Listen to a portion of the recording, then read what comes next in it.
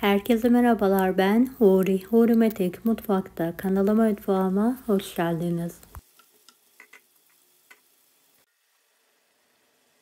Sizler için kolay, lezzetli patlıcan yemeği tarifi hazırlıyorum.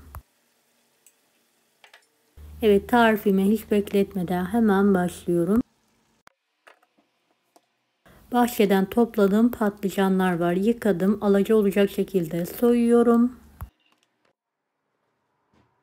Evet, patlıcanlarımı ortadan keserek dörde ayırıyorum ve küpler halinde doğruyorum.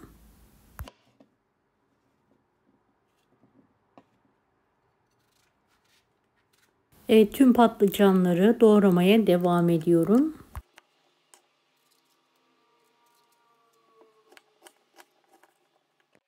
Doğradığım patlıcanları geniş bir kabın içine alıyorum. Üzerine tuz serperek tuzlu suda acısı çıkana kadar bekletiyorum. Daha sonra fazla suyunu süzerek yıkıyorum ve kuruluyorum.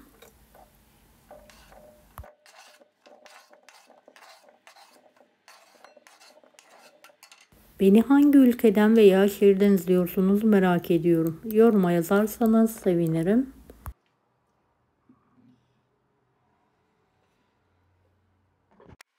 Bir adet yemeklik doğranmış kuru soğanı sıvı yağ ile kokusu çıkana kadar kavuruyorum. Ve diğer tencereye de sıvı yağ alalım, ısıtmaya bırakalım. Soğanlar kavrulduktan sonra orta kısmından şöyle 50 gram kıymayı alalım. Biraz su ekleyerek kavurma işlemine bırakalım. Evet, kıyma yumuşayınca tane tane olana kadar ayırıyorum ve suyu gidene kadar kavuruyorum.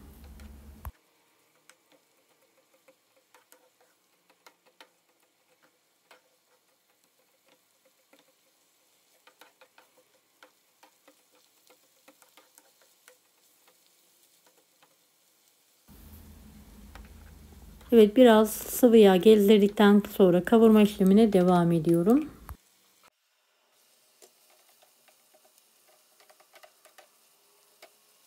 Üzerine doğranmış bir kase dolusu kırmızı ve yeşil biber ekliyorum. Karıştırıyorum.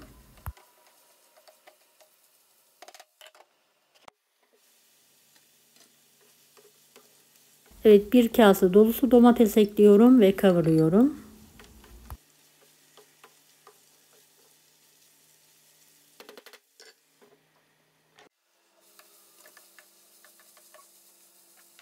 Bir yemek kaşığı biber salçası ekliyorum. Bir miktar su ekliyorum ve kavurma işlemine devam ediyorum.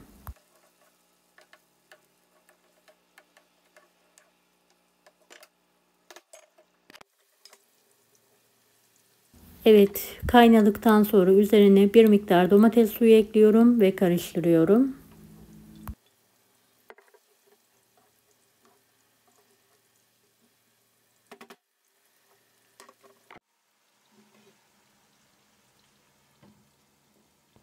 Yağım ısındıktan sonra patlıcanları ekliyorum ve kızartıyorum. Patlıcanlarım kızardı. Fazla yağını süzerek bir tabağa alıyorum.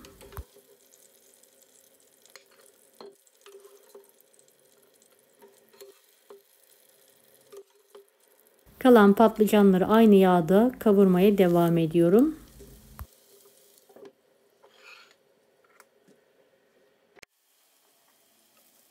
Hazırladığım kıymalı harcı üzerine gezdiriyorum.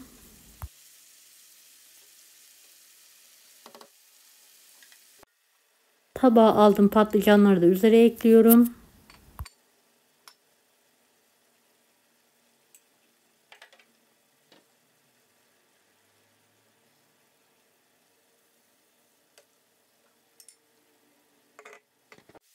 Bir miktar su gezdirelim.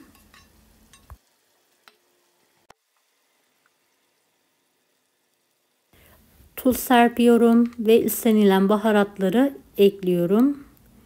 Biraz kimyon, kekik, acı pul biber, karışık baharat, karabiber Ekledikten sonra karıştırıyorum.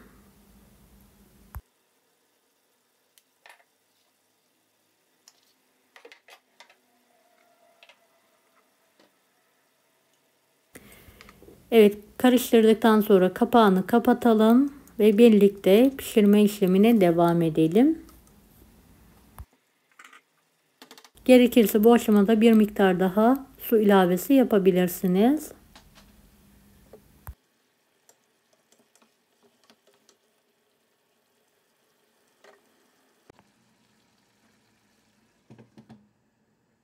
Evet, yemeğin altını kapatarak servise hazırlayabilirsiniz.